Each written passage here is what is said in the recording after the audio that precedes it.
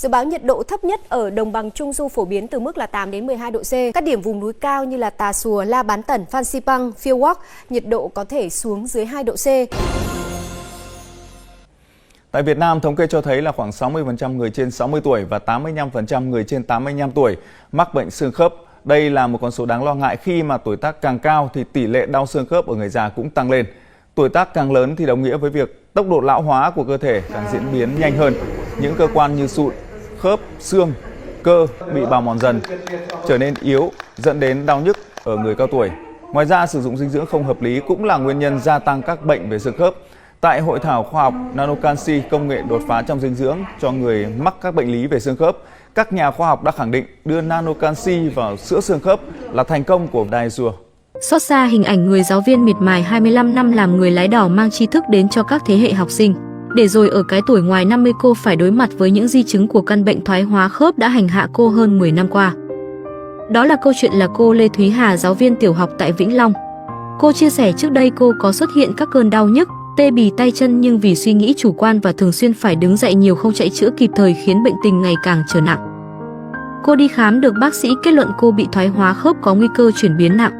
Mỗi ngày cô phải chịu các cơn đau nhức, tê bì tay chân, xương khớp, đau đến thấu xương, thấu thịt, thậm chí cô phải đối mặt với nguy cơ tàn phế do di chứng của bệnh tật. Cô cũng uống rất nhiều loại thuốc nhưng bệnh tình không khả quan, nghỉ thuốc là bệnh lại đau. Cứ nghĩ đến cảnh các em học sinh không có mình dạy dỗ cô bất giác rơi nước mắt. Tình cờ trong một lần xem TV cô biết đến sản phẩm sữa non xương khớp Daesua Canxi được nhiều bệnh nhân xương khớp chia sẻ. Uống 10 ngày đầu các cơn đau nhức châm chích trong khớp xương là không còn, cô đã có thể đi lại nhẹ nhàng. Sau dùng hết 5 lon căn bệnh xương khớp của cô đã gần như biến mất. Tưởng chừng phải bỏ dậy nhưng bằng sự kiên trì, không bỏ cuộc và người bạn đồng hành sữa non xương khớp Daesua Canxi mà giờ đây cô Hà đã có thể đi lại bình thường. Không còn các cơn đau nhức mỗi khi đứng lớp và là một người giáo viên gương mẫu dìu dắt các thế hệ mầm non tương lai. Nếu mà ai gặp vấn đề về xương khớp giống như tôi tê bì chân tay nè, cứng khớp nè, thoát vị đĩa đệm nè, đau mỏi vai gáy nè, thì nên mua sữa Daesua Canxi này về uống. Vừa đỡ đau, xương khớp lại chắc khỏe hơn, lại còn bổ sung dinh dưỡng tốt, bổ sung sức khỏe nhiều hơn đó. Thưa quý vị, với hiệu quả đột phá mà sữa non Daesua Canxi mang lại đã giúp cho hơn 1 triệu người bệnh phục hồi và cải thiện chức năng xương khớp, tăng cường khả năng vận động linh hoạt, đặc biệt là hỗ trợ giảm đau, giảm các tình trạng viêm khớp, thoái hóa, thoát vị đĩa đệm. Sản phẩm được các giáo sư Viện Hàn lâm Khoa học và Công nghệ Việt Nam hợp tác với nhiều nhà khoa học từ New Zealand nghiên cứu và ứng dụng thành công công nghệ nano canxi kết hợp với nguồn sữa non, đem đến một sản phẩm chất lượng cho những bệnh nhân gặp vấn đề liên quan đến bệnh xương khớp. Daesua Canxi thì tích hợp được bộ canxi hữu cơ, canxi nano qua combin F giúp cho bộ canxi kia đến hệ xương khớp của chúng ta nhanh nhất, thời gian ngắn nhất và lưu giữ được lâu nhất. Cứ ngày là 2 ly thì 10 ngày sau thì thấy các cái ngón tay này nó đỡ tê bì, cử động nó linh hoạt hơn. 20 ngày sau tay chân nó khỏe khoắn đấy, cử động này cực kỳ là linh hoạt đấy. 3 tháng sau thì coi như là khỏe. Tôi đi bộ là 7-8 cây bây giờ là bình thường. Từ hôm nay quý vị sẽ không phải lo đau mỏi cổ, vai, gáy, tê bì chân tay, xương khớp, cứng khớp, viêm đa khớp, không phải lo thoái hóa đốt sống, vồi hóa cuộc sống hay thoát vị đĩa đệm nữa, và đảm bảo 60 đến 70 tuổi vẫn khỏe mạnh bình thường, xương khớp linh hoạt hơn, không còn kêu lục cục lạ xạo trong xương nữa cả nhà. Chỉ cần sử dụng cho hàng sữa Daesua Canxi là các chức năng xương khớp sẽ được phục hồi và cải thiện cực kỳ nhanh và hiệu quả. Bị xương khớp 10 năm, 20 năm cũng không lo ngại. Nặng đến mấy cũng yên tâm với sữa Daesua Canxi. Chỉ sau khoảng 10 ngày thôi, quý vị sẽ đỡ tê bì chân tay. Khoảng 20 ngày là chân tay không còn thấy nhức mỏi và ê ẩm, giảm dần chứng đau khớp, viêm khớp. Và sau 40 ngày là vận động một cách thoải mái. Sau 3 tháng là phục hồi như người bình thường, ăn ngon ngủ ngon và không lo sợ biến chứng về lâu về dài nữa. Và cả nhà cứ yên tâm đi, vì Daesua Canxi là sữa non xương khớp, là thương hiệu cực kỳ uy tín, từ công nghệ đến nguyên liệu đều từ 100% từ New Zealand. Daesua Canxi còn được các chuyên gia nghiên cứu phù hợp với thể trạng và cơ địa của người Việt Nam mình nữa. Cho nên hiệu quả và cực kỳ tốt, cực kỳ nhanh. Sản phẩm đã được bán ra thị trường nhiều năm nay, hàng triệu người tin dùng. Bản thân Hằng cũng đã sử dụng, bố mẹ Hằng cũng đang sử dụng, và bạn bè người thân, tất cả những người thân trong gia đình Hằng, ai bị đau nhức xương khớp, mỏi là đều cải thiện tốt và hiệu quả cực kỳ nhanh chóng. Cô của Hằng cũng đã từng bị viêm khớp gối nặng, Nhưng mà sau khi sử dụng sữa Daisua Canxi này, giờ cô đã đi lại rất khỏe mạnh, ăn ngon hơn, ngủ ngon hơn, da dẻ lại thấy hồng hào lên. Cho nên bà con ơi, ai đang bị tình trạng đau mỏi cổ kéo xuống các bả vai, tê bì chân tay, đau vùng thắt lưng kéo xuống chân này, tê bì bàn chân và sưng đau các khớp đầu gối, ngón tay, ngón chân, sáng sớm ngủ dậy cứng mỏi các khớp, đứng lên ngồi xuống đi lại khó khăn ý, đau khớp để sưng khớp, để thoái hóa khớp, đau nhức cột sống, khớp kêu lục cục, đau nhức trong xương, thì hãy tin Hằng đi, mua ngay sữa Daisua Canxi này đi. Mua ngay, dùng ngay cho Hằng, đảm bảo đau nhức xương khớp chỉ là chuyện nhỏ thôi. Tôi làm công chuyện trong nhà được rồi, tôi cũng ra vườn làm chút rồi được, tôi uống tiếp tục rồi đây nè. Đó, đến lon thứ 3 là đó mọi người nè. Đó, uống 3 lon á, tôi đi ra tôi làm vườn làm tược rồi lại và còn làm nhiều hơn lúc trước nữa, thấy thiệt luôn á. Và cái lượng rau rồi mình làm mình giao cho mối đó đồ bữa nay không có bị nó phàn nàn là không có rau nữa. Cho nên á qua đây á, tôi rất là vui mừng là nhờ cái sữa Daisua Canxi này nó hỗ trợ xương khớp cho tôi nè.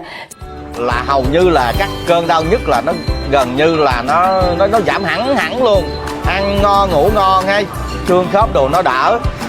Rồi uống tiếp nữa là một thời gian sau đó nữa là coi như tới nay á, là được khoảng 3 tháng là coi như là cái tình trạng mà khó ngủ khó chịu rồi đau nhức xương khớp rồi là gần như là nó biến mất luôn. Tôi giờ tôi đi vòng vòng chơi rồi tôi làm việc nhà, tôi sửa điện này kia đồ chút được là vui lắm á, tôi mừng ghê á chứ. 80-90% là hết luôn rồi đó.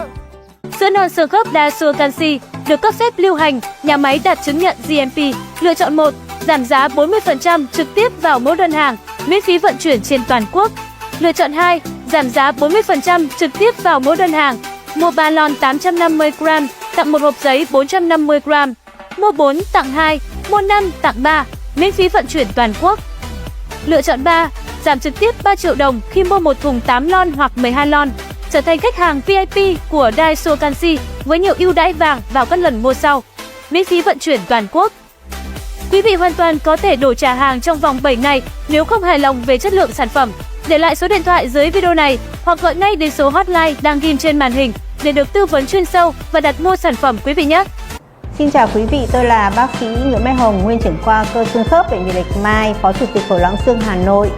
Đầu tiên thì Daisua Canxi là một sản phẩm sữa sử dụng cho những người gặp các vấn đề về xương khớp như là đau mỏi, cổ vai gáy, viêm khớp, thoái hóa khớp, thoát vị đĩa đệm, loãng xương, và nó sẽ có tác dụng giúp cho bổ sung toàn diện các chất dinh dưỡng, tăng cường sức khỏe xương khớp, giúp người bệnh có thể phục hồi và cải thiện chức năng xương khớp, vận động khớp dễ dàng hơn, linh hoạt hơn. Về thành phần sữa Daisua Canxi thì trong này có chứa thành phần canxi nano, và canxi nano thì là canxi được điều chế theo công nghệ nano, chia nhỏ canxi thành các hạt canxi có kích thước chỉ khoảng vài chục nanomet.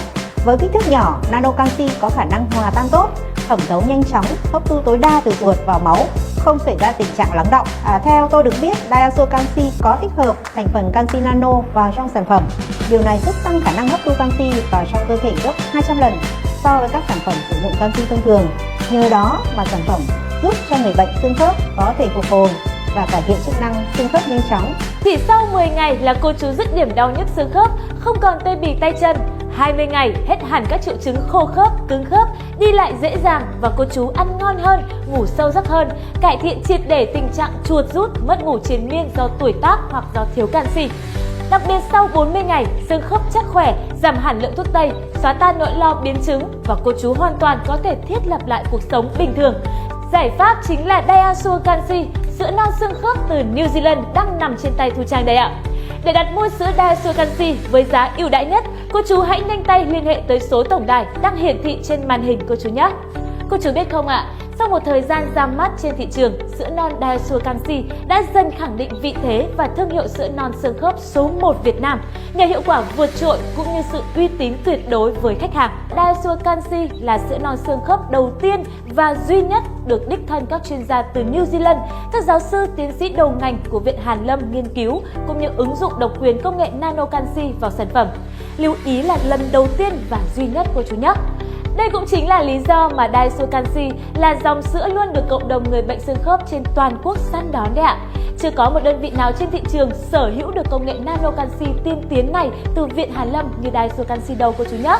Công nghệ nano canxi từ Viện Hàn Lâm có tác dụng giúp phân tách canxi thành kích thước siêu nhỏ, giúp dễ hòa tan, từ đó cơ thể sẽ hấp thụ được 99% lượng canxi. Cũng bởi vậy mà Diaso canxi có thể phát huy tác dụng nhanh hơn, mang lại hiệu quả cao gấp 80 lần so với các sản phẩm khác trên thị trường.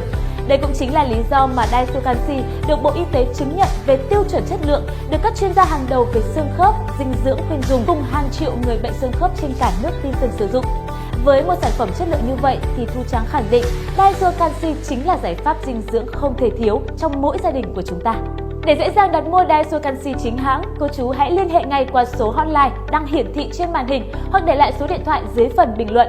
Các chuyên viên tư vấn ngay lập tức sẽ liên hệ với cô chú để tư vấn chi tiết về liệu trình phù hợp cũng như gửi tới các cô chú những chương trình ưu đãi vô cùng hấp dẫn. Tôi tìm hiểu Diaso canxi đã lâu, rất tốt, tôi mua về sử dụng nhưng chưa tìm được địa chỉ uy tín vì sợ mua phải hàng giả, sữa kém chất lượng. Đây là câu hỏi và có lẽ cũng là thắc mắc chung của nhiều khách hàng muốn sử dụng Diaso canxi. Và để các cô chú, các anh chị, các khách hàng của Diaso canxi yên tâm thấy sự uy tín của sản phẩm thì ngày hôm nay Huyền Trang sẽ dẫn mọi người đến nhà máy Naturemade, nhà máy sản xuất của Diaso canxi. Nếu như cô chú mua các sản phẩm mà không biết người bán là ai, sản xuất ra sao, sợ hàng kém chất lượng thì mới phải lo. Còn đối với Diaso canxi, cô chú sẽ thấy trực tiếp nhà máy, được xem quy trình sản xuất chuẩn quốc tế và đảm bảo chất lượng nhất nhé. Naturemade là một trong số ít những nhà máy đạt chuẩn FDA Hoa Kỳ và sản xuất ra Diaso canxi với công suất lên đến 10.000 lon trên một ngày. Mỗi ngày uống đều đặn từ 1 đến 2 ly Diaso canxi sẽ giúp cải thiện xương khớp. Mình sẽ thấy đỡ đau nhức, đỡ tê bì tay chân. Hệ xương khớp của mình sẽ trơn tru, khỏe mạnh hơn, không có kêu lục cục lạo xạo nữa. Nói chung tất cả các vấn đề liên quan đến xương khớp, Diaso canxi sẽ hỗ trợ giảm thiểu cho cô chú nhanh nhất. Bây giờ Huyền Trang xin mời cô chú anh chị chúng ta cùng theo chân Trang khám phá nhà máy để cùng xem Diaso canxi của chúng ta được sản xuất như thế nào, quy trình tới tay khách hàng ra sao quý vị nhé. Naturemade là một trong số ít những nhà máy đạt chuẩn FDA Hoa Kỳ và sản xuất ra Diaso canxi với công suất lên đến 10.000 lon trên một ngày. Mỗi ngày uống đều đặn 1 đến 2 ly Diaso canxi sẽ giúp hỗ trợ cải thiện xương khớp. Mình sẽ thấy đỡ đau nhức, đỡ tê bì tay chân. Hệ xương khớp của chúng ta sẽ trơn tru, khỏe mạnh hơn, không có kêu lục cục, lạo xạo nữa. Nói chung tất cả các vấn đề liên quan đến xương khớp, Diaso canxi sẽ hỗ trợ giảm thiểu cho cô chú. Và bây giờ Huyền Trang xin mời quý cô chú anh chị chúng ta cùng theo chân Trang khám phá nhà máy để xem nhà máy sản xuất Diaso canxi của chúng ta được sản xuất như thế nào, quy trình tới tay khách hàng ra sao quý vị nhé. Đầu tiên là phòng lab. Đây là phòng nghiên cứu chất lọc nguyên vật liệu. Như chúng ta đã biết thì nguyên liệu Diaso canxi được nhập khẩu 100% từ nước ngoài. Khi về tới nhà máy sẽ được đưa vào phòng bảo quản với những quy định vô cùng nghiêm ngặt về nhiệt độ, không khí, tiệt trùng. Sau đó các chuyên gia sẽ trích mẫu nguyên liệu để kiểm tra và đánh giá chất lượng, đảm bảo nguồn nguyên liệu đạt chuẩn rồi mới đưa tới phòng trộn sản xuất. Việc kiểm tra và nghiên cứu này được thực hiện bởi đội ngũ y bác sĩ đầu ngành cực kỳ giỏi. Và không chỉ Diaso canxi đâu ạ, mà toàn bộ các sản phẩm của thương hiệu Diaso đều được nghiên cứu kiểm định tại phòng lab này thưa quý vị. Sau khi các nguyên liệu được xác nhận đạt chuẩn sẽ đưa vào máy trộn theo công thức đã nghiên cứu. Ở đây có tới 2 máy trộn với công suất 900 kg trên một lần trộn, tương đương với khoảng gần 1.000 lon Diaso. Máy móc phối trộn chính xác theo công thức đã được lập trình và giữ trọn hoàn toàn các dưỡng chất. Tiếp theo, vỏ lon sữa sẽ được đưa vào dây chuyền vệ sinh và tiệt trùng sạch sẽ, sau đó cho muỗng vào lon trước khi đến máy chiết rót tự động. Nhà máy sản xuất Diaso canxi sở hữu dây chuyền rót và đóng lon hoàn toàn tự động khép kín. Hệ thống lập trình chiết rót theo đúng định lượng, tất cả được máy móc hiện đại làm hết, phòng tiệt trùng đảm bảo không lẫn bất kỳ một hạt bụi nào. Với mong muốn mang đến một sản phẩm hỗ trợ tốt nhất cho bệnh nhân xương khớp nên nhà máy luôn đảm bảo nghiêm ngặt về sự an toàn và chất lượng trong từng khâu sản xuất. Sau khi chiết rót theo đúng định lượng 850g trên một lon, Diaso canxi sẽ được đóng nắp và siết nắp tự động để chuyển đến dây chuyền dán niêm yết các loại tem như tem chống hàng giả, tem chứng nhận chất lượng. Các loại tem này cực kỳ quan trọng nên sẽ được dán thủ công tỉ mỉ bởi đội ngũ công nhân chuyên nghiệp. Quý vị có thể thấy là trang phục bảo hộ rất hiện đại và sạch sẽ. Mỗi lon đều được in số lô, ngày sản xuất, hạn sử dụng rõ ràng. Ngày hôm nay Huyền Trang đến tận nhà máy sản xuất rồi nên các cô chú anh chị có nhu cầu mua Diaso canxi thì hãy để lại số điện thoại hoặc gọi đến số hotline đang ghim trên màn hình. Chúng ta sẽ được ưu tiên chọn những lon sữa mới nhất, hạn sử dụng lâu nhất lên đến 2 năm đó ạ. Nên mọi người hãy nhanh tay đặt mua, cơ hội hiếm có khó tìm lắm ạ. Những lon sữa thành phẩm có tem nhãn đầy đủ được đóng vào các thùng cẩn thận và lưu tại kho này, đợi xe tải đến vận chuyển. Hiện tại nhà máy đang chạy với công suất là 10.000 lon trên một ngày, cùng hàng nghìn nhân viên nỗ lực làm để phục vụ đơn đặt của khách. Như mọi người thấy đó ạ, nhà máy sản xuất theo tiêu chuẩn quốc tế, có đầy đủ giấy phép, giấy kiểm định của Sở Y tế, Cục An toàn Thực phẩm và cả chứng nhận của FDA Hoa Kỳ thì không thể nào có chuyện là kém chất lượng được. Chưa kể, Diazo Canxi còn được các đài truyền hình lớn như VTV1, HTV9 đưa tin. Đương nhiên là sản phẩm phải tốt, phải chất lượng thì đài truyền hình quốc gia mới đưa tin, đúng không ạ? Nên cô chú hoàn toàn yên tâm, mình cứ duy trì sử dụng 2 ly Diazo Canxi mỗi ngày, kết hợp ăn uống, tập các bài tập hợp lý, xương khớp của mình chắc chắn sẽ được cải thiện, sẽ đỡ đau nhức, đỡ tê bì, trái gió trở trời không phải lo xương đau nữa ạ. Xương khớp sẽ được cải thiện lên từng ngày và chắc chắn uống là thích, uống là mê, chất lượng xứng đáng với đồng tiền mà mình bỏ ra. Nếu mình dùng các sản phẩm khác không biết người bán là ai, sản xuất như thế nào, sợ hàng kém chất lượng thì mới phải lo. Nhưng còn với Diazo Canxi, cô chú anh chị tham quan nhà máy chúng ta đã thấy rất rõ. Thứ nhất ở đây, đó là nguồn nguyên liệu cao cấp được nhập khẩu trực tiếp từ nước ngoài. Thứ hai, được sản xuất tại nhà máy đạt chuẩn quốc tế, dây chuyền khép kín, đảm bảo vệ sinh tuyệt đối. Và thứ ba, địa chỉ công ty nhà máy rõ ràng và công ty luôn có những chính sách, quyền lợi cực kỳ tốt cho khách hàng. Huyền Trang hiểu rằng tâm lý của ai cũng vậy, khi mà chúng ta bỏ tiền ra mua thì phải tìm hiểu được nguồn gốc xuất xứ, hiệu quả như thế nào, có xứng đáng với số tiền mà mình bỏ ra hay không. Và thực tế là Diazo Canxi cực kỳ tốt, nó thể hiện qua con số 2 triệu sản phẩm đã được bán ra mỗi năm và có tới 98,7% khách hàng quay lại mua tiếp. Duy trì sử dụng 1 đến 2 ly Diazo Canxi mỗi ngày sẽ giúp người bệnh bổ sung hàm lượng lớn canxi và các chất dinh dưỡng, từ đó hỗ trợ giảm đau nhức, giảm tê bì chân tay, đồng thời tái tạo, cải thiện sụn khớp và ngăn ngừa biến chứng bệnh xương khớp. Đặc biệt, Diazo Canxi còn hỗ trợ cân bằng chế độ dinh dưỡng và cải thiện giấc ngủ cho người bệnh xương khớp rất tốt thưa quý vị. What I can do. Obviously, it's oscillating and can take different size drums and the belt for sanding inner and outer contours. But what's always been bugging me with these machines is the drums and belts are this tall and most workpieces are not, resulting in only using the lower part of the sanding grid. Sure, the drums, I can just flip around, but the belt is directional. Flipping it around, you could catch the seam and rip it apart. So a key feature of my sander is a height preset. I can lower the whole mechanism down and use the upper part of the belt. Isn't that fantastic? It also works super smooth. Changing belts is done easily by flipping a lever, and the whole belt attachment comes off with this lever. Sweet! One feature I decided against is a tilting table. That's just inconvenient. On my machine, the belt tilts. Much more useful. It's effortless with this lever and clamped with a single knob. There's nothing on the other side, everything done from here, but it gets clamped on both sides. I'll show you later how that works. And the big dust collection part is out of the way in the back. That's everything from the outside. You will never believe how I made the oscillation mechanism inside. But first, let me tell you the stupid reason why I built this machine. Not because of the mechanism. A few years ago, I bought this sander with way too many sanding belts now sitting in storage. And I just wanted a better use for them. Really stupid, but that's the truth. Now, how do you approach such a project from scratch? Where to start? Well, I'll try to summarize. I wrote down a list of requirements with features I wanted the machine to have, like the tilting belt, the height preset, and so on. Then when designing at the computer, I put each feature into its own assembly. So this does the oscillation, this does the tilting, you get the idea. And wherever possible, I try to integrate multiple features into a single assembly. Sounds straightforward, but all that was the hardest part. I spent a lot of time designing. But then you can build assembly after assembly and bring them together. So let's get back in time when this didn't exist and begin with the oscillation mechanism. I've got this precision ground shaft which needs to move up and down together with the sanding drum. A common solution is a geared motor with a crank. But to me, that's kind of boring. I wanted to couple the mechanism mechanically to the spinning shaft with a gear reduction. That should be interesting. From my machine specs, I need a gear reduction of 25 to 1, and I could do that with a warm gear drive. Every turn, the worm advances the gear by 1 tooth. It has 25 teeth, and I've got the right gear reduction. And then I can slide this into this housing, add a crank pin here, and there's the complete oscillation concept.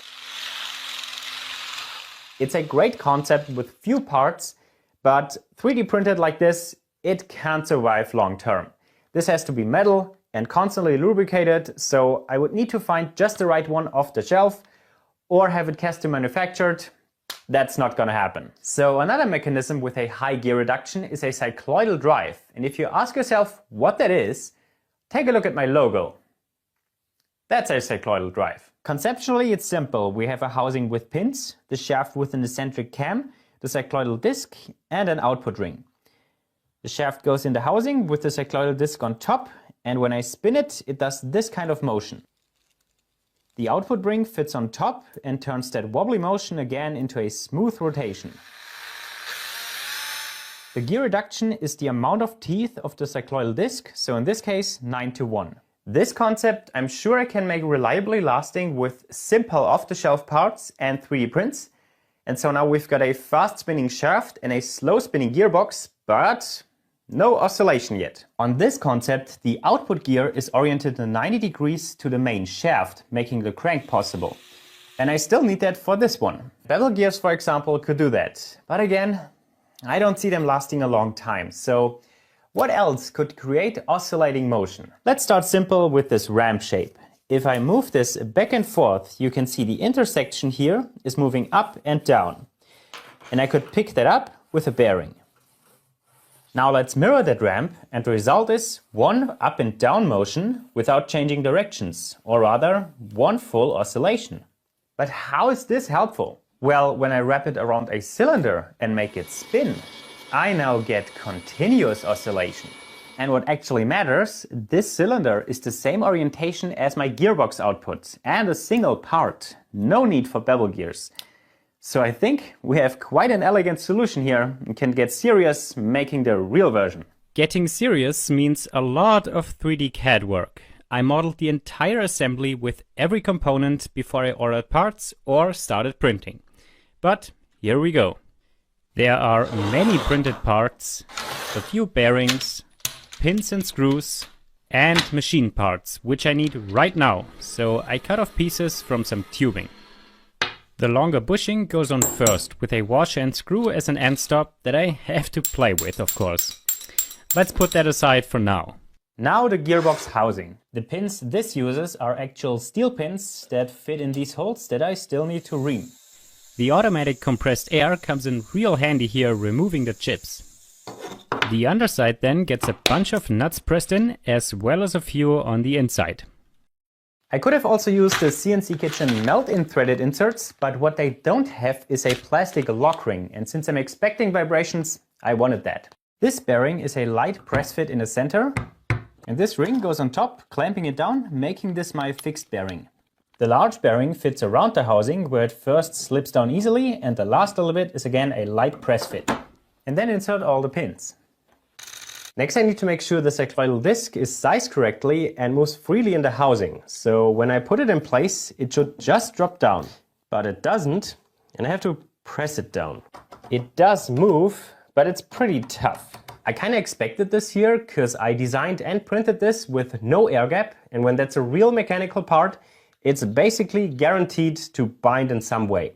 I need some amount of air gap in here, but just don't know how much exactly, so let's find out. I printed 5 discs with increasing play for testing, starting with 0.05.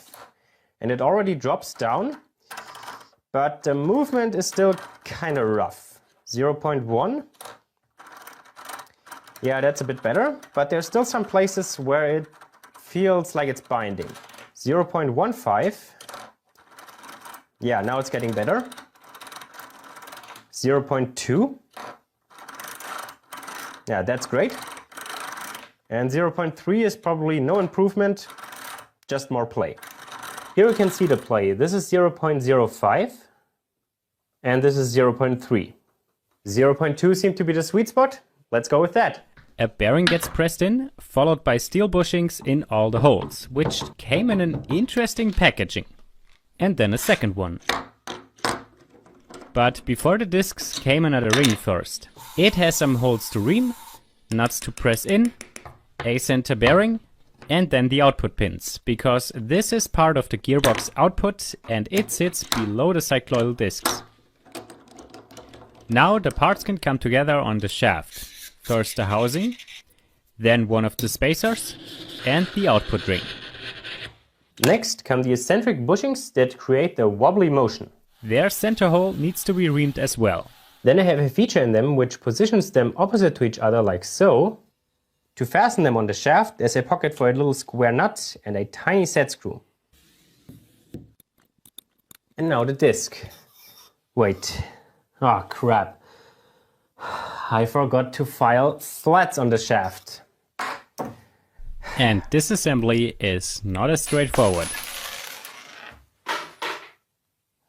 Yeah, at least I didn't forget to mark where to put the flats now. Since the steel is hardened, I'm using a diamond file and it bites into the material well. But there has to be a more accurate way of doing this. I put 2 square blocks at the ends and this piece which holds the file parallel and at the right height. No need worrying about steady hands. But the real benefit is the second side, because I just need to flip the shaft and the second flat will be at a perfect 180 degrees to the first. Simple technique, but great results. The other flats are for later. Now I'm much more confident in the set screw and the cycloidal disc can go on top. I was really keen on testing, so let's do it. This looks nice. So now the second disc. I need 2 discs because having only one wobbling around would vibrate. So having a second one opposite to the first one, the vibrations will cancel each other out. But I have to make sure the second disc is oriented correctly to the first one in the housing. Otherwise these output holes won't line up with each other. Since I have 12 output holes and 25 teeth, this is not symmetrical and there's only one correct position. So I put a little notch at one of the holes to make this simple. Right here. Looking straight down, you can now see how the holes of both discs kind of do a circular motion around where the output pins will be. So let's put them in. That looks promising. The remaining 3 holes are for screws. And after reaming the pinholes in the lid, it goes on. On top now goes the actual gearbox output with matching holes, and on the outside there is the integrated ramp, which I made a lot smoother, and it also fits a bearing. As usual by now, reaming the holes and pressing in a bearing, then the last spacer washer, and then assembling all the parts together. The screws hold everything together, but I have to tighten them by feeling, and this is my by feeling phase. Without context, this looks really stupid. And finally, a dust cover with an improvised labyrinth seal. Oh yeah, that's the gearbox done. What a nice little compact unit, basically full enclosed and protected from dust, which is nice. It's super smooth. I can't really feel resistance other than the 6 fresh bearings. And what you might not expect is this is back drivable, which means it works when I spin it here or here. That's cool. Just too bad you can't really see the inside now working. Let's fix that. There you go, I cut it open. Let's see it in action.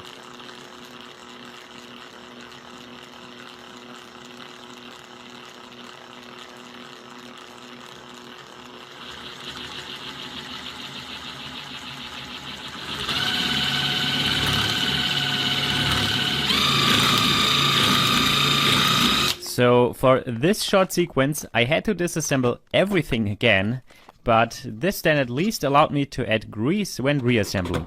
But still, can this survive long term? Because it will run a lot. Well, I'm confident because all the motion is either done by bearings, metal on metal, or at least well lubricated plastic on metal contact.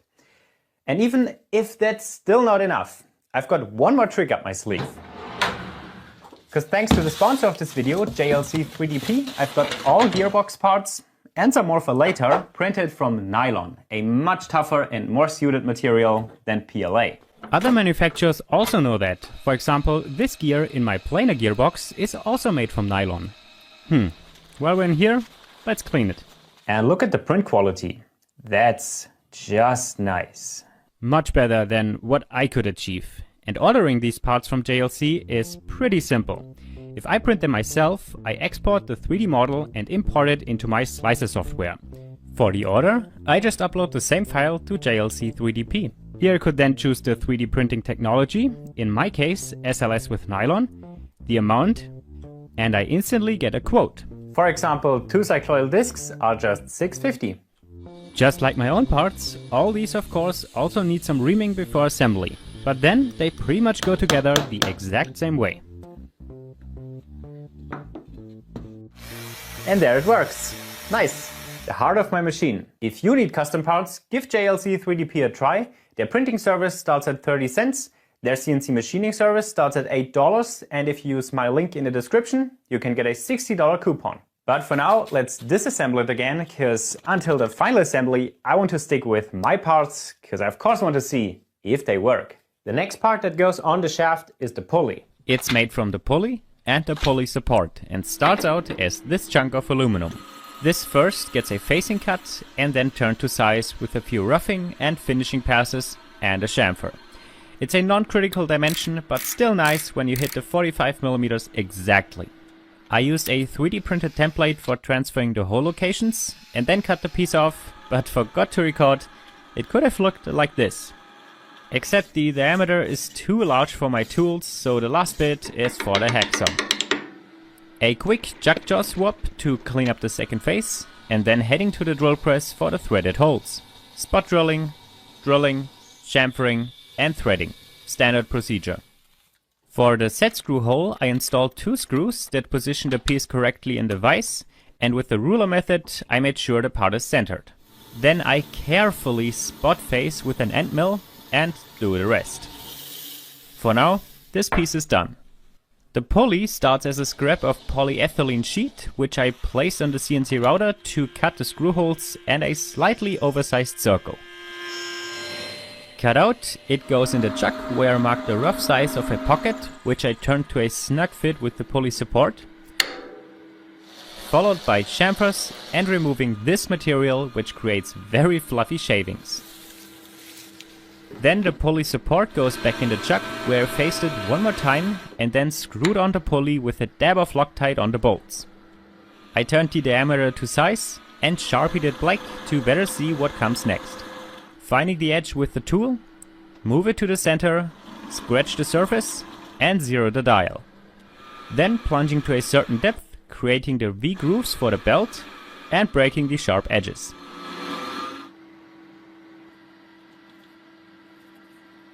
The last feature is a precise center hole, which I drilled and then carefully turned to size. It took many passes, but I hit my target and the result is this. Perfect. Alright, next comes the upper bearing block. The upper bearing sees more of the load when I'm pushing against the sanding drum, so I made the bearing housing from aluminum. Here I marked the side centers, which helped me to position the piece at the correct location on the machine bed. There, I first machined the holes that align with my hole grid, so I can use 2 bolts to hold it down, and then I let the machine go to work.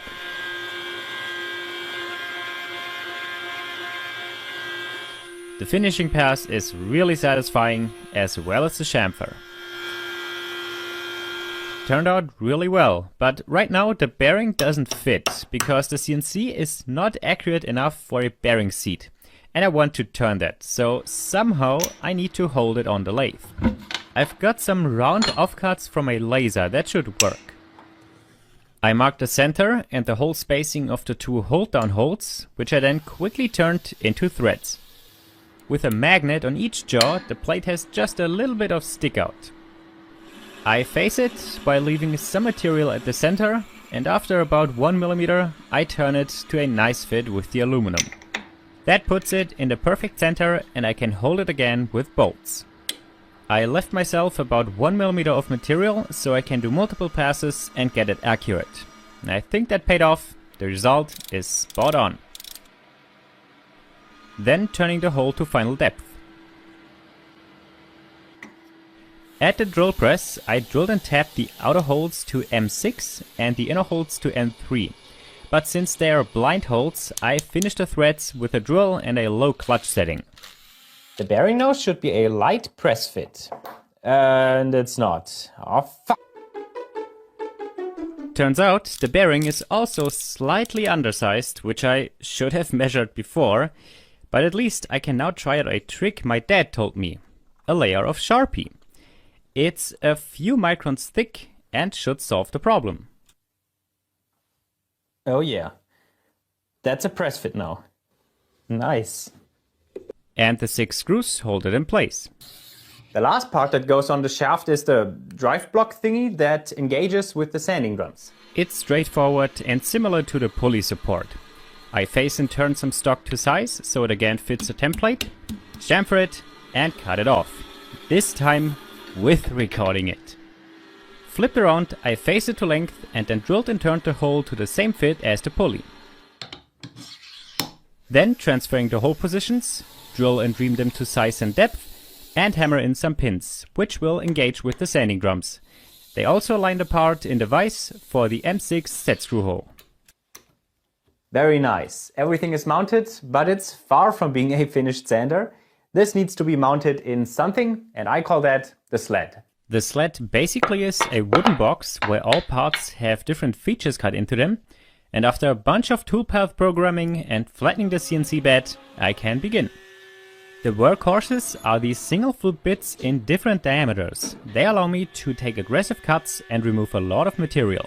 But first I have to prepare my material.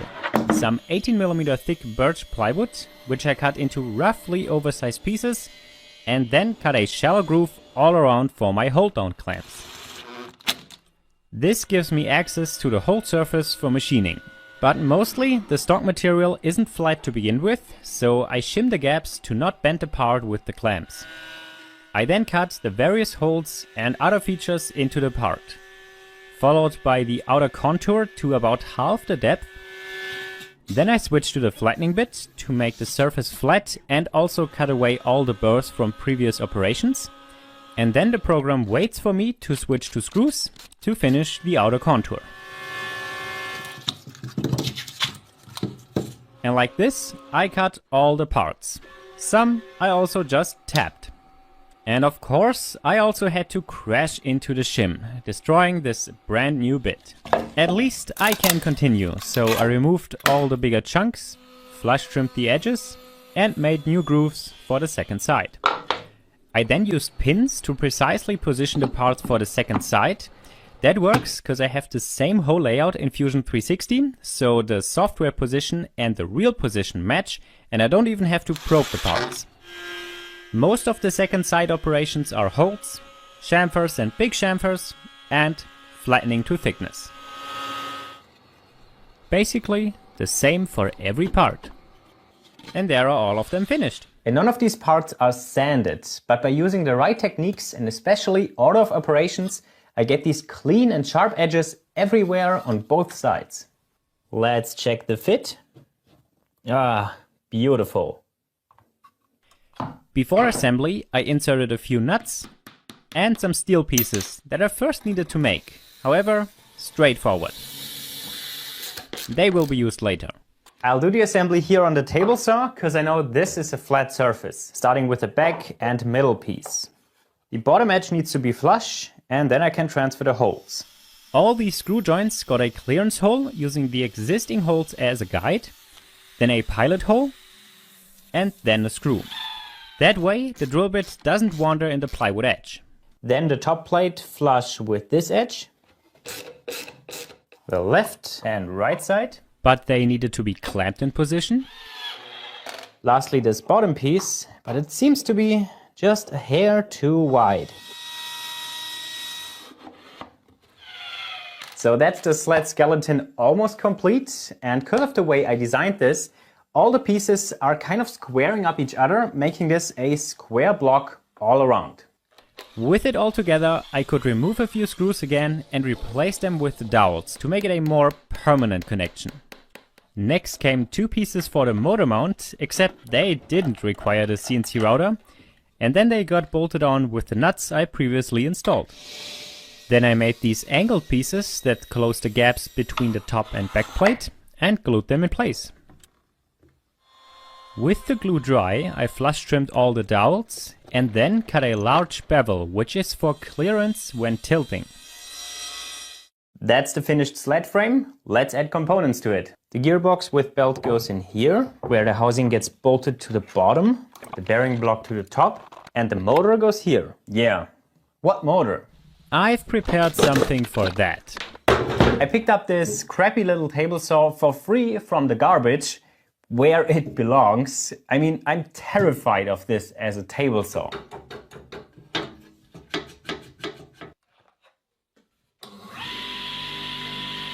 But it has a nice little motor. I just need to free it from all this terribly dangerous table saw crap.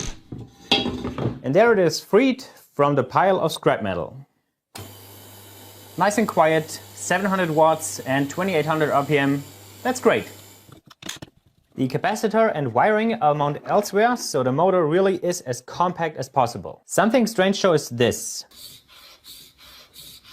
A significant rubbing noise coming from the back. So I took off the back cover and couldn't believe it. There are 2 pieces on the fan that are intentionally rubbing on the housing. Why? Was this supposed to be a motor brake for the table saw? I don't know. Let me know what you think in the comments, but this will go. Even spring-loaded. Now right here on the shaft needs to be a flat spot for the pulley set screw. I could hold the shaft in place with vice grips and use a similar file contraption as before. Only this time the shaft isn't hardened, so I could use a normal file. The rest of the shaft is too long and I also don't need it, so off it comes. I then let it spin to clean the end and chamfer it before I started working on the motor mounting brackets. I cut them from some steel flat stock. Another job for the big ass file, getting the length right until they fit in the sled. Then I transferred hole positions, punched them and drilled them.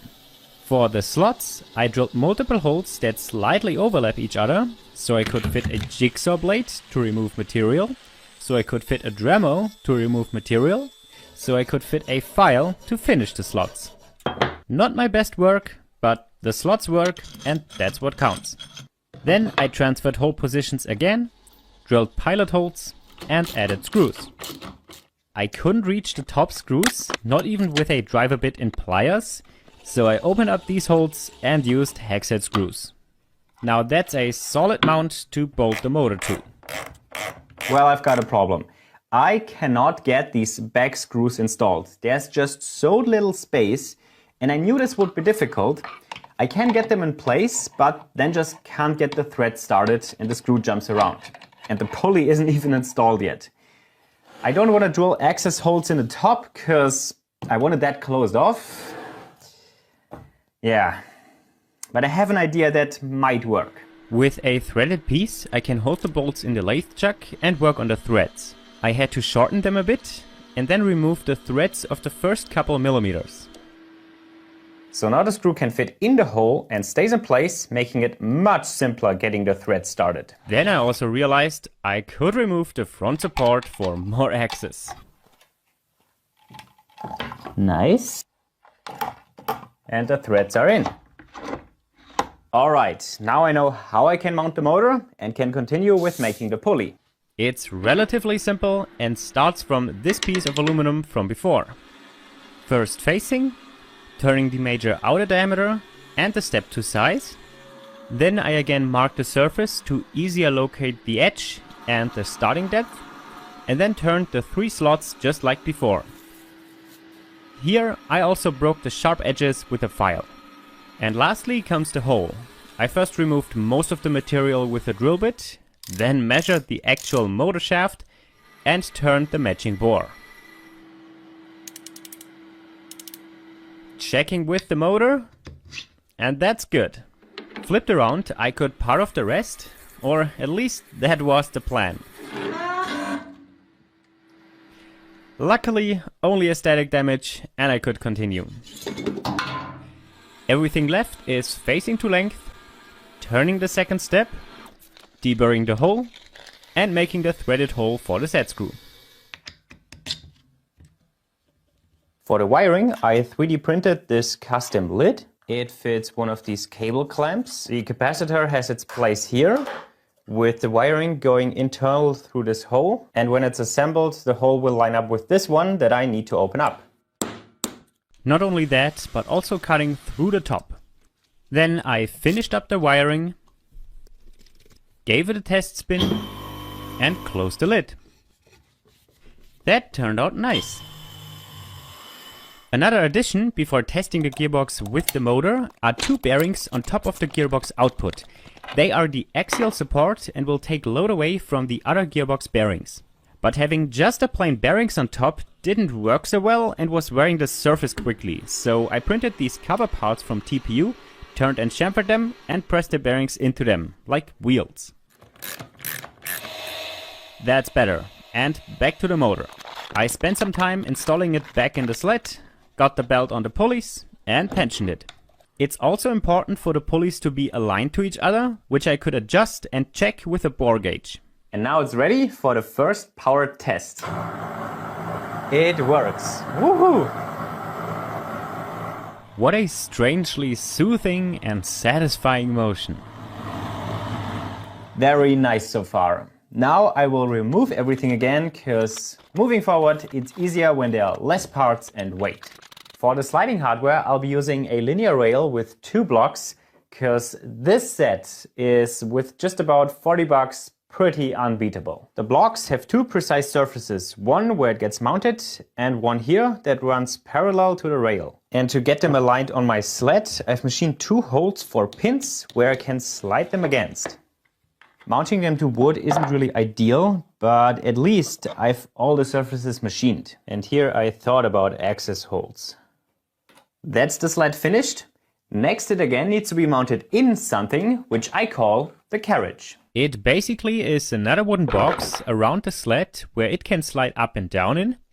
It also holds the mechanism for raising and lowering the sled, and later the components for the tilt feature.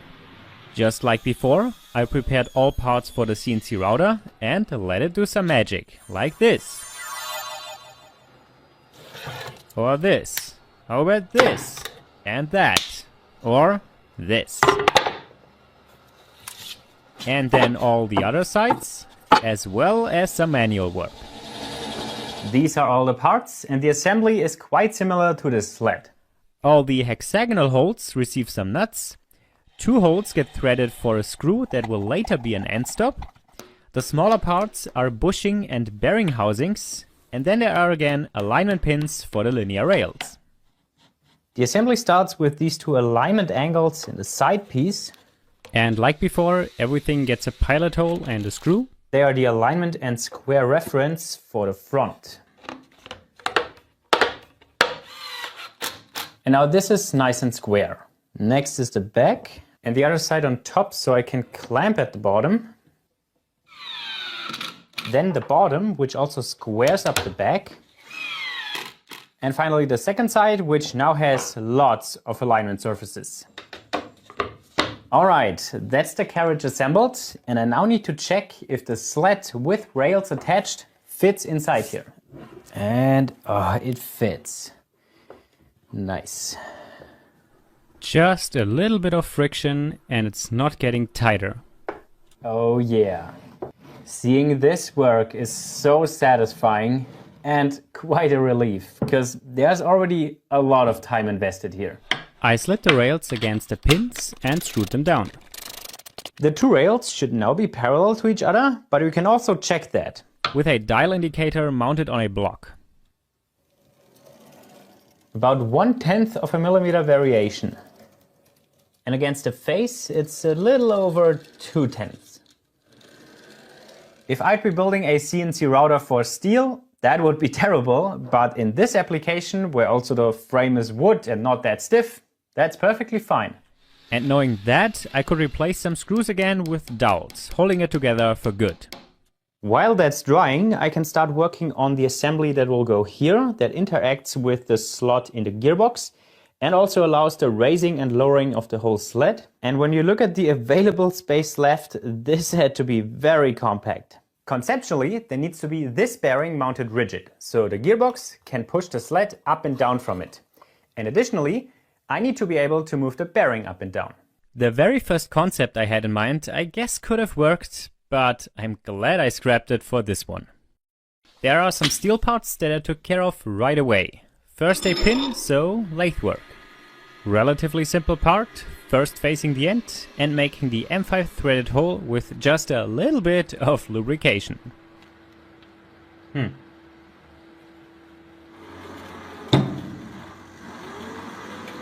Then turning the outside, the overall biggest diameter, then the 12mm part, a bit less for the M12 threads, and then the 8mm section for the bearing. Then adding a lead and chamfer for my tailstock threading die holder I built last year. What a great little tool. And after that I could cut it off. But something seems wrong. This doesn't match the drawing. I forgot to add the thickness of the cutoff tool. Starting over is so much fun. But now I could chuck it the other way to face it to final length and cut the M8 threads. In the vise I filed the wrench flat and this part is complete. Next is a plate for which I could use the offcut from before. I just needed to bring it to length, mark the hole location and drill it. Lastly, another plate that I cut and sanded to size so it fits the cutout in the carriage. For the slot I used a step drill, removed the middle with a jigsaw and filed the rest. Perfect. Okay, I need one more part from the CNC router to demonstrate the concept, and like the gearbox output, it also has a ramp. This material is not wood, it's called HPL and it's kind of a mixture of wood fibers and resin compressed together and with a pretty hard and durable surface. It's also weather resistant and dimensionally stable, but I can easily machine it with woodworking tools, thus making it a very suitable machine part.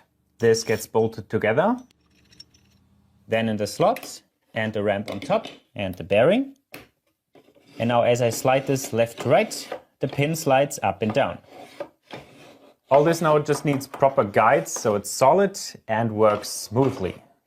My material choice are sheets of polyethylene, which are dimensionally stable with low friction.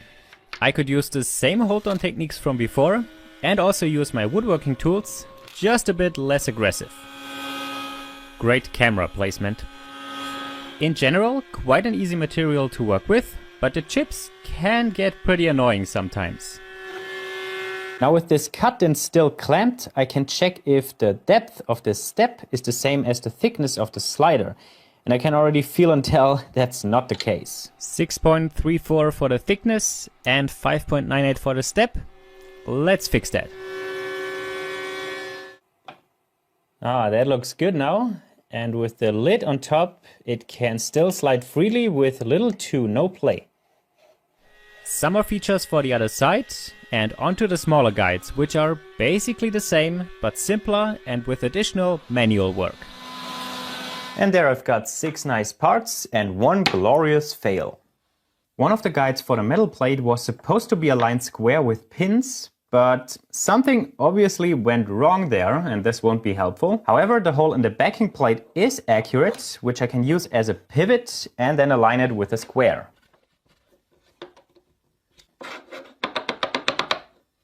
Did I just say one fail? I meant 2. That's better. Nice and smooth and very little play. The pin got an acrylic glide bushing, which I machined to a perfect slip fit and reamed the hole. The acrylic is hard, has low friction and had just the right thickness. Then a lock nut to secure, but not tighten it. The other guides received some nuts before the installation. What? Great.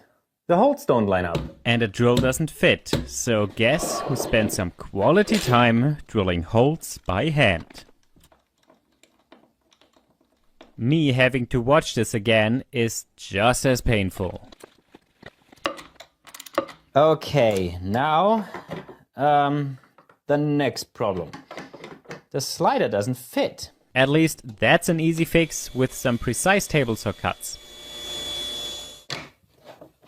Perfect.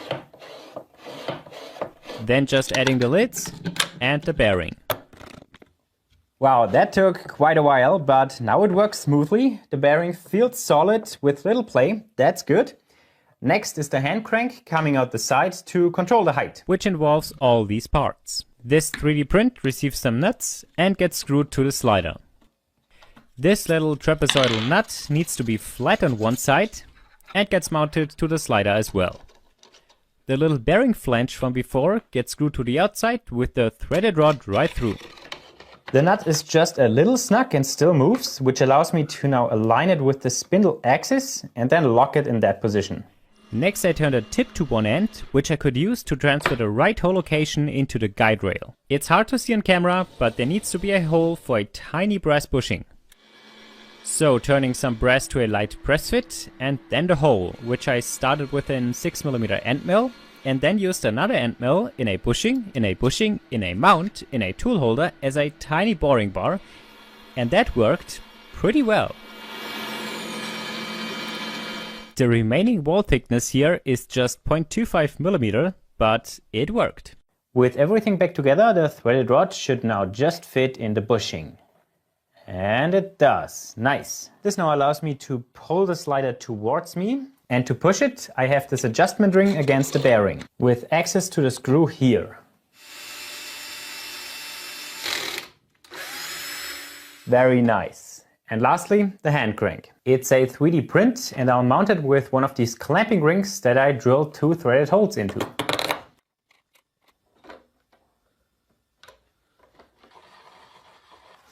The shaft is still too long, but I'll shorten this later, because now I want to see how and if this works together with the sled. That's an extremely important test, since the whole sled weighs 10 kilograms. So as an afterthought, and just in case, I'm installing some gas springs. Alright, and there I should get oscillation. Oh yeah, it works!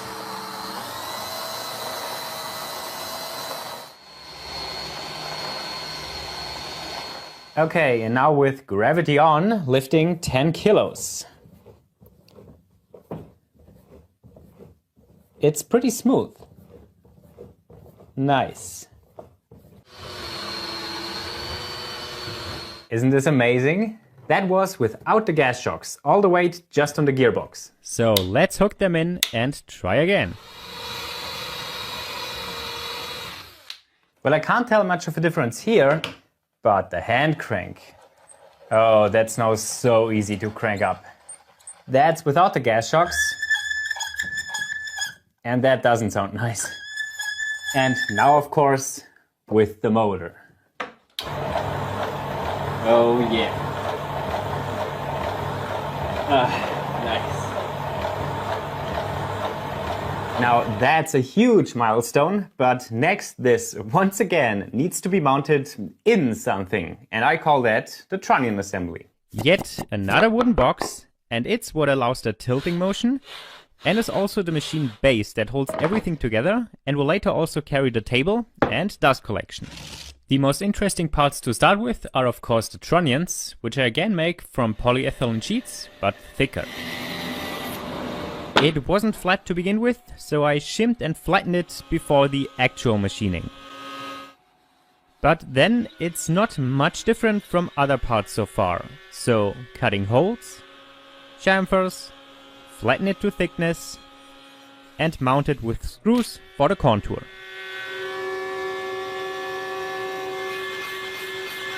Once done, I checked the trunnion width, and since it came out right, I could already cut away the remaining stuff, position it with pins to remount it, and cut the second side to finish it up. But eventually, the camera was tired. A clever detail is that the holes I used for positioning on the CNC bed are now also used for positioning the part on the carriage. Everything has a purpose. Then just making the second one. And this one has a little bit of a flexible section. There's this tapered hole where, for example, a screw head can spread this slot open, which then wedges the trunnion in place. The actual piece, of course, won't be a screw head, so let's get that made. A slightly more interesting lathe part, starting out simple with a threaded hole. Then I turned down the major diameter and the smaller ends to finish dimensions and scribed where the tapered section needs to end. Then I set the compound to 15 degrees and whittled away the material up to the scribe line. Going by eye is accurate enough since I added enough clearance on other parts.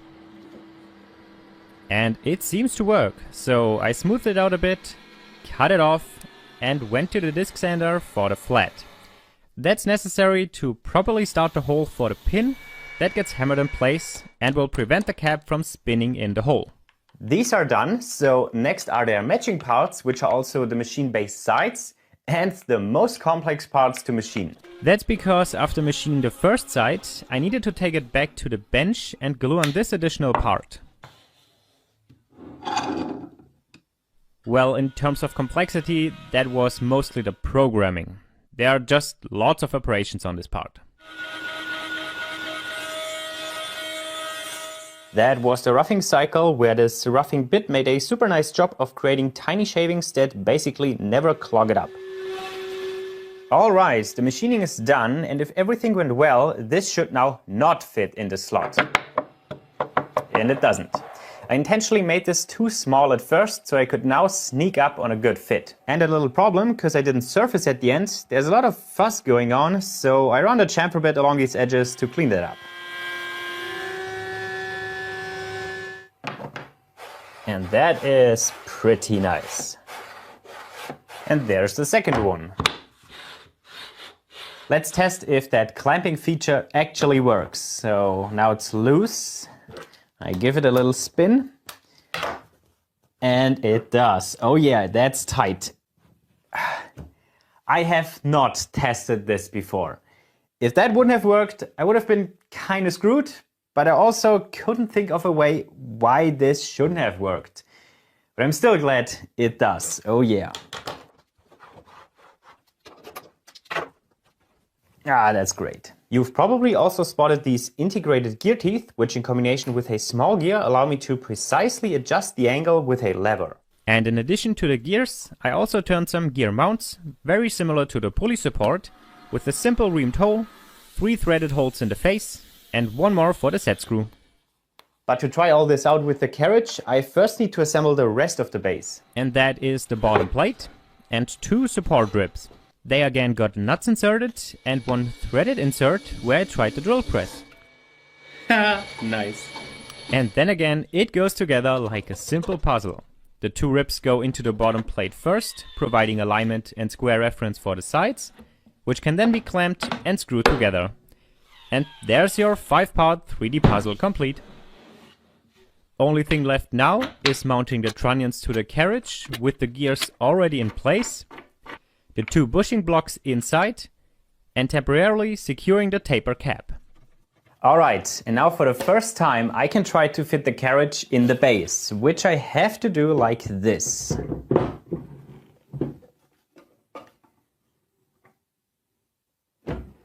Oh, and it fits. Nice. It's also very smooth. There's also a small air gap here and here, so the carriage doesn't rub on these surfaces and only glides on the plastic. The gears are still free to move, that's good. And the whole carriage by design has about 1 mm side-to-side play for clearance. And when I lock it at some angle, it will always get pulled towards this side, removing the play, while this trunnion then just wedges itself secure. So next, I can get the gears functional. And that's done with a shaft going all the way through to the other side, tightening the set screws to it, and remove the subtle gear backlash with the bushing blocks. The handle is similar to before a clamping ring that I cut threads into. And a 3D print, but this time it's more of a lever type handle because you do less than a full rotation with it. And there it works. Nice. I wasn't sure, but this feels like a good size for my hand. And with the gears, I can be super precise with the adjustments. That's nice, but how to lock the angle now? Well, you've maybe seen that this shaft is actually a tube where I can now stick a threaded rod all the way through. The end will find the threads of the tapered cap. You can't see but hear it. When I'm turning left, there the last thread skipped, and now I can thread it in. Now I just had to bring the parts to the right length, so all this can work. I also reduced the diameter where the set screws mangle up the surface, so the tiny burr doesn't protrude past the main diameter. With 2 nuts, I could tighten the rod into the tapered cap, then the handle with a washer, another washer, and the knob. So now I can set an angle, give this a few turns, and it's locked on both sides, all done from here. That's what I think is intuitive and easy to use. Later in the build, I made this even better, because with the weight of all components, setting an angle was getting pretty hard. So I installed 2 gas springs that made a huge improvement. Much better. Of course, we also can't forget about an angle gauge and a pointer that mounts to the trunnion with a little stud. The base as open box with the 2 ribs right now is pretty strong already, but obviously not enough. So to act on that, I glued together a solid hardwood beam as a structural member, which I then milled square, cut to width, and set up the bevel cuts. This may look a bit sketchy, and I wasn't 100% comfortable with the offcut sliding down the blade, so my dad hit the emergency stop as soon as the cut was done. Then only cutting it to length, which I screwed up and had to go through all this to give it another try. That's more like it. The piece also got some holes for mounting the table, and with some setup work for the counterbores, and a counterbore hole in the middle for the end stop bolt. Yeah, don't ask. I cut a few threads with a tap and forced the bolt through the rest, making it very tight. Now let's mount it. I transferred the whole location, but will drill the pilot hole with a slight offset, so the screw will really pull it in place. There you can see the offset. With that in place, I can install the 90-degree end stop and the 45-degree end stop, the bolt in the front beam, with both of them now being metal-on-metal contacts. And there I've got a big structural piece with integrated end stop, and it will also hold the table, which is next. And as you might guess, it also has features and won't just be a simple board. It's made from multiple pieces, and depending on which sanding drum or belt is used, has different table inserts. First of all, the sub-table that holds everything together. Another CNC routed part, and after the first side is done, I check the groove for the C-channel rail, which needs some adjustment. Difficult to see on camera, but it's a better fit now. Then with the second side done, I can align the C-channel flush, mark the other end, cut it off, and sand it to the line. Would be a perfect job for an edge sander, you know? I also drilled 2 more mounting holes because only 3 seemed not enough. The material below the C-channel got quite thin, so it got a reinforcement piece that also gives the C-channel screws a lot of meat to bite into. The actual table surface plates are made from the same HPL sheet like the slider or gears. That killed yet another bit. God damn it, I was too optimistic again. Let's better go on with some manual work like reaming 2 holes and chamfer the edges. Next, I needed some steel brackets, but the right width was out of stock, so I cut a wider piece in half.